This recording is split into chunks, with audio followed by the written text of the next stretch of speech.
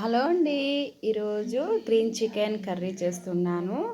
ఎప్పుడు ఒకే రకం కాకుండా ఇలా డిఫరెంట్గా ట్రై చేద్దామని గ్రీన్ చికెన్ కర్రీ చేశాను. టేస్ట్ అయితే చాలా బాగుంది.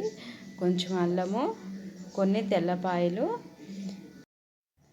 పుదీనా, అలాగే కొత్తిమీర, 4-5 పచ్చిమిర్చి, 6-7 కూడా వేయచ్చు, కారాన్ని బట్టి వేయాలి. కొన్ని జీడిపప్పు వేసి మెత్తగా గ్రైండ్ చేశాను.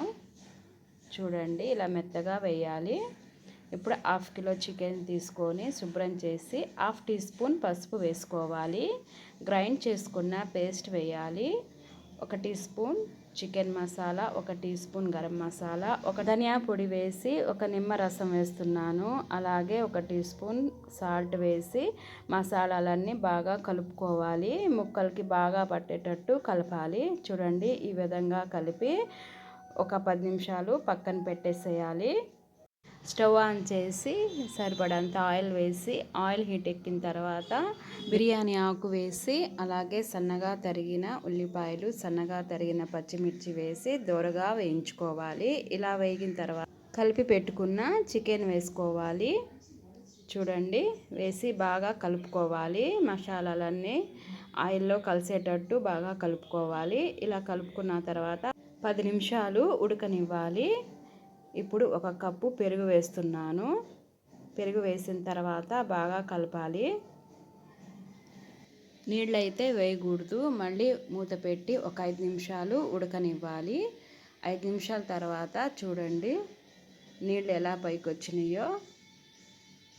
మళ్ళీ ఒక 5 నిమిషాలు మూత పెట్టి ఉడకనివ్వాలి.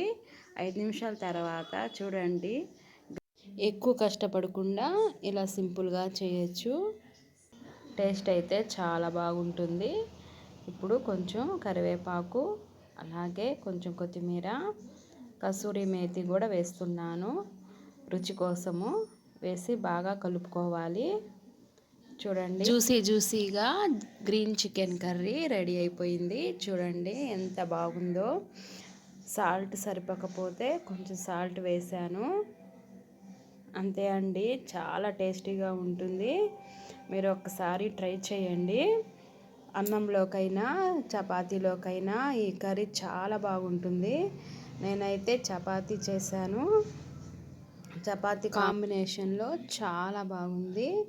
ఎప్పుడు చికెన్ ఫ్రై, చికెన్ కర్రీ కాకుండా ఇలా డిఫరెంట్గా ట్రై చేయండి.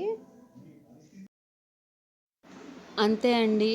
ఈ వీడియో మీకు నచ్చితే లైక్ చేయండి, షేర్ చేయండి, అలాగే కామెంట్ చేయండి.